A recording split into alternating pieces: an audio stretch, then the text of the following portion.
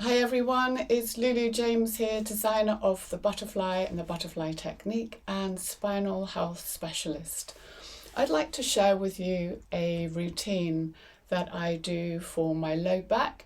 It's also absolutely fantastic for sacroiliac joints, and even though I'm postmenopausal, I still get problems with my sacroiliac joints, and it's also really helpful for the hips, and particularly anyone who has either inflammation of their hips or stiffness of the hips.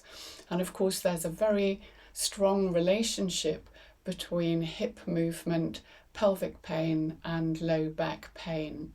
Also the pelvic floor, and I am actually going to be including a little bit of work with the pelvic floor.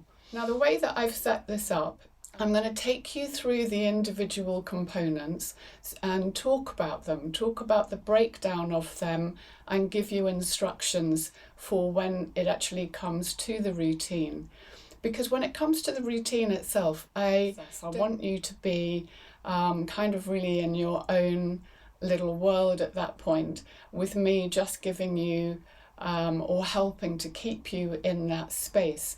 And for sure, once you're familiar with it, you may totally want to zone me out and put on your favourite piece of music, something like that. Now, I have a really firm mattress, and so this is a routine that I will do in bed. It includes the Buttafly technique.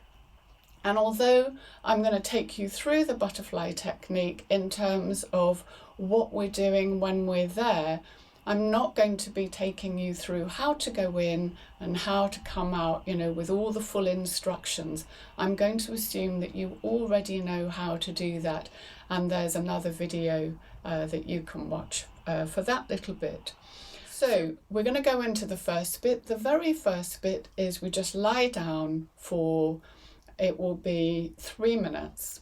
We lie down for 3 minutes, and all we're doing during that time is checking in with ourselves. I will guide you through that process. It's just me doing some talking, and you can either listen or not listen, really up to you. So when it comes to just lying down on your back, where do you place your hands? Now, you might place them on your belly, or you might place them on your hips. In yoga, we tend to encourage shavasana, what we call shavasana, which is corpse pose, just lying still. And a traditional shavasana will have us with the palms uppermost. And the advantage of that is that the ball and socket shoulder joint, so up at the shoulder here, we have the ball of the humerus, the arm bone, and it nestles into a socket which is provided on the outside edge of the shoulder blade.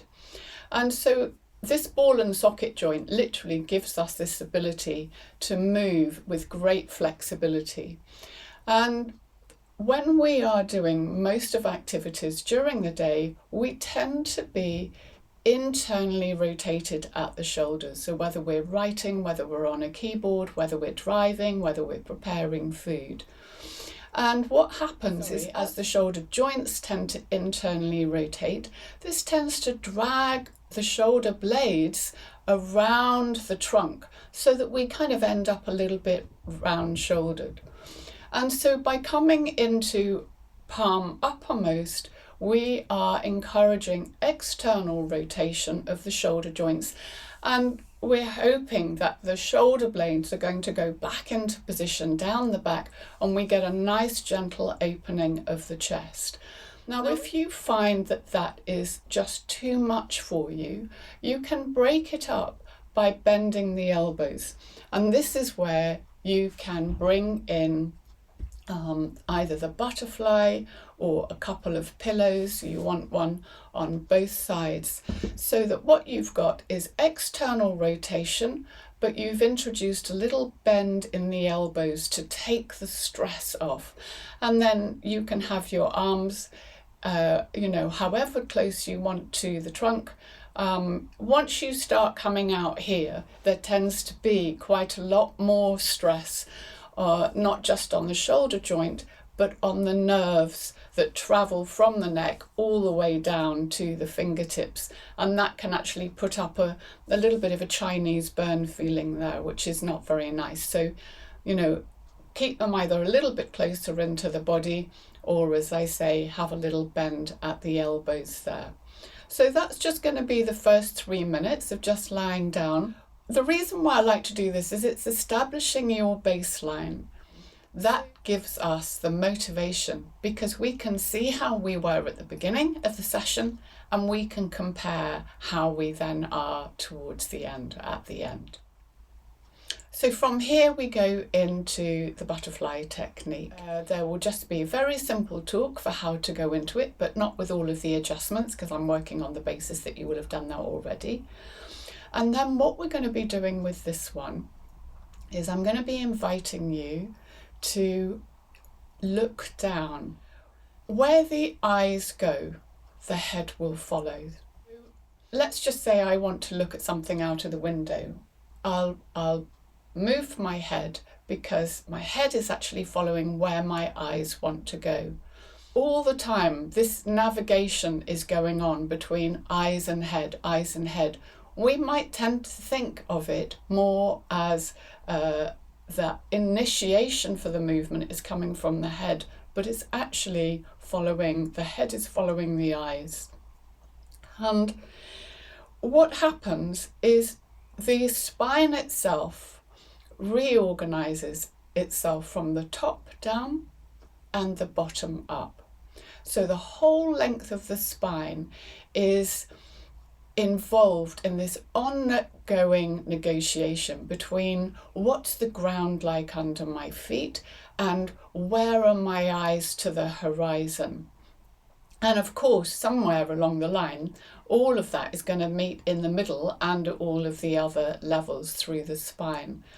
So what happens when we're doing the butterfly technique and the bottom of the spine, the sacrum, is offloaded and therefore able to move. So it's free in the indent of the butterfly. So you remember it looks like this, the sacrum here, the tailbone, resting in the indent of the butterfly. It's free to move. And what we're doing by encouraging the eyes to look down is we are then working on freeing up the top of the neck. All I can do with this is really share what my experience is in my own practice and what I've learned from it. So that's really all my work is about. And when I look down, now I have a weak eye, like a lot of people. I have one eye which is much stronger than the other. And so when I go to look down, one eye will be very clearly looking down and the other one can be a bit, in two minds about it. So as you're in the butterfly technique, I'm going to keep reminding you to look down. And what happens is the spine starts to reorganize itself to accommodate the fact that the eyes are looking down. When I work with that, I find that the whole of the spine, I'm going to say release, but you'll start to communicate more with it. So not necessarily the first time you do this, but when you start to do it on a regular basis, you'll notice that it's like you're having a conversation with the spine. I still give myself instructions, and the instructions are always the same. Relax the jaw, relax the belly, and relax the spine. There will be reminders to keep looking down, because what happens is you start off looking down and before you know it, your gaze has gone to your default, wherever that is. From here, we're going to go into hip flexion, where you're bringing the knees up into the chest. Now, I'm just going to demonstrate that first of all. So you're going to have come out of the butterfly technique. I find that if I bring one knee up and then the other one, and I cross my arms, I find that what I can do is I can just wrap my fingers around my knees there. I let my elbows relax, the shoulders away from the ears. And I find that there's a little bit of tension here in the hands where they're just holding onto my knees.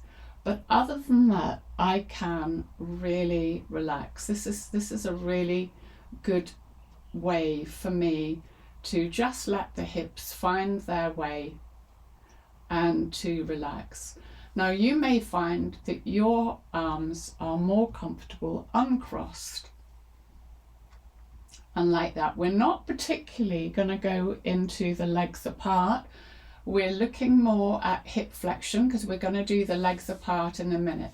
So we more or less want the knees coming up where they are in line with the hip joints. If you pop your hands underneath, you may find that that's really comfortable for you. You might want to hold your hands in between the knees there, or you might want to hold one wrist around your hand, or you might just want to hook your fingers. So I'll show you there with that leg there. Hook your fingers underneath the knees and relax the elbows. Actually, if I come into that position and I interlace my fingers, that's quite nice too. But I still find that my fingers are sort of pulling apart and there's more tension there. I just find this one most relaxing, but you obviously find what works from you. Now, while we're here, what we're going to do is we're going to work with neck rotation. So I'm going to talk about that. I'm going to come up into sitting. Now, very normally, what happens when we go to any kind of a movement class or a yoga class, we are invited to turn our head to the left, turn the head to the right. This is a little bit different. We're going to work on that basis again of where the eyes go, the head will follow. Now, just to say that it's not that I'm expecting that you're going to get this, the feeling of this first time that you do it. And if if you're up and listening to me now and you try it while you're sitting up and you're not fully relaxed, you're not going to get the essence of what it is I'm talking about. So please just kind of bear with me, listen to kind of what I'm saying and give yourself a good few goes of practicing it while you're feeling really relaxed and see how you go with it. So what's going to happen is I will invite you to turn your eyes to one side and I will keep reminding you. So let's just say I invite you to turn your eyes to the right. I'm going to keep reminding you because, as I said before, what will happen is you might turn your eyes to the right and then, before you know it, your eyes wander off into the default because this is all behind closed lids. So you turn your eyes to the right and you keep your eyes turned to the right. And there will come a point where your head just wants to follow your eyes. And it's like that movement is coming from inside of you. It's not because you've decided to turn your head to the right. That movement, it's like it's moving through you. It's such a subtle awareness that sometimes, even in my own practice, that the awareness of that is kind of smaller than that awareness of suddenly, do you know what? I'm actually holding my neck stiffly. Let's just take you through it again. So I turn my eyes, let's say to the right, and I hold my eyes there and I keep my attention on my eyes being to the right. I keep my attention on the eyes being to the right. And then there'll be this subtle calling for my head to turn to the right, and that's when I notice that actually there's a holding going on. So the invitation is then, what do I need to let go of in order for my head to follow my eyes? And that movement, I almost feel like an owl. It's like my head just keeps going and keeps going and keeps going and keeps going. It's this really wonderful release. And where's the release happening? We might perceive it as a neck rotation. Where's it really happening? It's happening at the very top of the spine. And so as we're getting this happening at the very top of the spine, there's also release happening much lower down at the other end. And so then what we're going to do is we're obviously going to be doing that over to the other way. I'm also going to be bringing in breathing, talking through breathing to a rhythm. And the rhythm is going to be, let's just say, you breathe in for 4, and then you hold for 2, and you breathe out for 4, and you hold out for 2. The ratio of what you're doing, so it will be whether it's 2, 1, 2, 1, so you breathe in for 2, hold for 1, breathe out for 2, hold for 1, or you breathe in for 4, hold for 2, out for 4, hold for 2, or even 6. Or even 8. So I'm not going to actually be talking through the count, because some of you will be wanting to do 2, 1, 2, 1, some of you 4, 2, 4, 2, and so on. But I will be reminding you to come into that rhythmical breathing. Sometimes when I'm doing this routine, I will just put myself to sleep. And it's kind of that lovely altered brainwave state where there is a sleeping going on, but there's also just a deep awareness of things going on. So it's really very meditative. For me, it acts as a little bit of a barometer. So I can see, actually, I'm a lot more tired than I thought I was, because I'm really struggling to keep my eyes to the right, or I'm finding that I'm falling asleep with the breathing. The intention is to stay awake.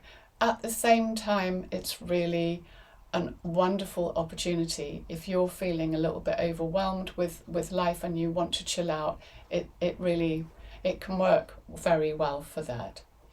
From hip flexion is we're going to go into hip abduction. That's where we take the legs apart, and external rotation. And this is where I use the Buttafly blocks, just simply because they're the right size, the right height to give me comfortable support. I find that really comfortable, so I've got my shin resting in the indent here, the side of my shin. I've got the top part of the Buttafly just snugging into my thighs. You're going to be in this position here. So in each of the positions, if I haven't said it already, we're going to spend 5 minutes. And I'm going to be encouraging you to see whether you can feel how the diaphragm is coming down into the belly on the in-breath, and whether you can even feel the corresponding movement downwards. It's like a very subtle release in the pelvic floor.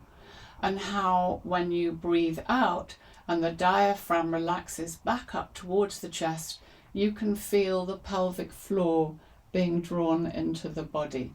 Now, if you don't have the 2 Buttaflies, this is where you are going to want to bring 2 lovely cushions underneath the side of your thighs. Or the other thing that you can do, if you're doing this in bed, is you can wrap the duvet around. What you don't want to do is have your legs so far out. Well, first of all, you don't want to have them where they're just hanging in space like that. That is not conducive to the relaxation that we're looking for in this particular routine. So wherever you go to naturally, you're going to want to just pull back from that a little bit and support yourself in not full range. So I could use, for example, a yoga belt here, and that's quite comfortable. So, find what's going to work for you. Have a little play with that beforehand, so that when you come into the routine, you already know what props you're going to be using. So the next part of the routine is we're going to be going into a lying twist. Now, the same with the hip abduction and external rotation. You find where is your limit, and then you pull back. So with all of these, you find where is your limit, and then you pull back and you support yourself in that pulled back position. I find that if we pull back and we are well away from any sense of strain, any sense of stretch, that's where this wonderful letting go from inside the body just finds its way. We're going to be in lying twist, and we are going to introduce a little trick to help us with the breathing. This is really good for sacroiliac joint problems. We're going to use a hand hold, which in yoga is called chin mudra. So we are going to be connecting thumb and index finger, and then we're going to have the other 3 fingers out. And what chin mudra does is it helps us to focus on the abdominal breath. So it actually connects with the nervous pathways, those parts of the brain that are connected to abdominal breathing. And we're actually just going to do it on one side. We're going to do it on the side where the ribs are uppermost. We're going to be using this chin mudra, and we're going to be using our awareness of this part of the body, the side of the ribs that are uppermost, and focusing the diaphragmatic breath in that position. So that means that when we're breathing in, we're really trying to be aware of the diaphragm moving underneath the ribs. And then when we swap over the other side, then we'll be changing the hand hold. Let's just demonstrate what that might look like. So we've come out of hip abduction, external rotation, and then from there we're going to go into a lying twist. So I'm going to keep the upper body flat, and then I can either use a butterfly underneath my legs or a pillow if I'm happy to have my legs go all the way down. I then might want to put something in between my knees, and naturally what happens is my hands then come onto my ribs, and it's this side where I'm going to be focusing the breath. I'm actually finding here that I'm having to, this upper leg is not relaxed. This upper leg wants to be there today. So I can either turn the butterfly around, like, oh, that's much better. As I say, you want to get to your extreme and then you want to pull back. And you can alter the lying twist by having your knees, your legs straighter, or by having them more bent. So it's entirely up to you. You find where is comfortable for you. And you may find you are well short of going over that far. You know, your knees may be quite high. You may be up here somewhere. It really is what feels absolutely right for you. The other thing that you can do is you can use a cross of the feet to actually give you support and take tension out of the body, because what the cross is doing is it's providing a little bit of an anchor. But my left ribs are the upper ones here, so I'm going to go into chin mudra on my left hand, and I'm actually going to place that hand on my hip bone. I'm going to put my right hand on my hips, and then what I'm going to be doing is focusing the breath into the left ribs there. And we're going to be using that same rhythm of in for 2, out for 1, hold for 1, out for 2, hold for 1.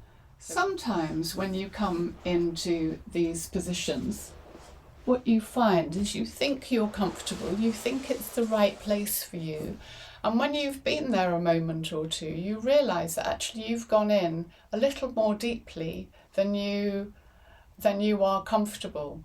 In which case, always take the time to pull back,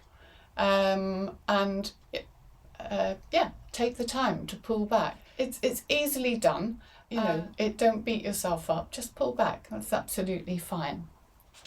So what's the one movement that we haven't yet done? That's right, it's extension of the spine. And what we're going to do is we're going to use prone lying, so lying on the tummy. I know that a lot of people don't lie on their tummy regularly and they find it a real problem with their neck. And sometimes if you haven't gone onto your tummy for a long time, you just find that actually you haven't even really got that movement. So this is when you're going to use all the pillows you need. Now, whether you need a pillow under the whole of your trunk here, or whether you just want one under your chest. But what we're going to do is we are going to try and come into some kind of extension, a backward bend in the low back. But what we want to do is we want to keep the neck as neutral as we can. So there's going to be a looking down here. Now then, if you are someone that this is just really too much for you, and all you can do is just lie on your tummy like this without really very much extension happening there, and you might want to use another pillow underneath the arms. You want to try and have the shoulders away from the ears, and you want to use your gaze looking down in between your hands, and then if you can close your eyes and let the gaze become internal so that you can make any small adjustments that you need. But you want to be supported. So in this position I've put the pillow underneath my tummy to show you that you can absolutely do that. And by the way, it's really good for digestion. But my arms are working too hard, so this wouldn't work for me at all in order to be able to stay there. Now, because I don't really have much of a bosom, I find that a pillow under the chest works really well for me. Now already I'm used to doing this. I'm in that position there and I feel really comfortable. And I might want to bring my hands up and support my head. That also feels really nice. And I can spend, easily I could spend half an hour there and be really comfortable. But we're only going to spend 5 minutes here. Find what works for you. And even without the head actually supported, because I'm looking down, my neck is nice and long. Although there's some activity in the neck muscles, it's comfortable. I still find that without supporting my head, I can actually go into quite a meditative state. So find what works for you. You want to have your neck as neutral as possible, and if possible, you're going to try and introduce some extension into the lumbar spine. So that's like a backward bend movement, but really subtle. And then in this position, what we're going to do is we're going to focus the breath into the back of the body. And you're going to try and get a sense of what does it feel like when you breathe in along the length of the spine. What does it feel like when you breathe out? What do you feel happens to the spine when you breathe out? So if you have a little play with all of them, and then really find out, all the nuances for you, so that you can then come into the routine. Make sure you have all your props around you, and then what we are going to be doing is going into the routine next. I will see you when you're ready. I'll see you in the lying down position. We'll get started. I'll see you soon.